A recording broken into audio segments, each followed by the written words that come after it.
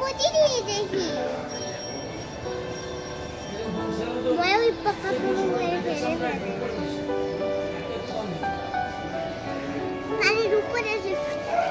দেখ এই পানির উপর সুইম করে কোথায় গেল ওই যে ওর ডাইভ করতে পারে আবার অন্য জায়গায় যেতে ডাইভ করে বারবার ওই গেল নাকি ওই হাইড এন্ড সিক খেলে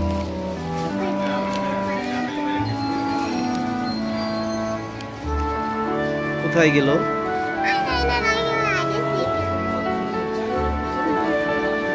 বেরোচ্ছে না না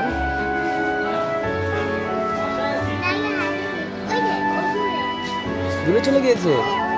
ও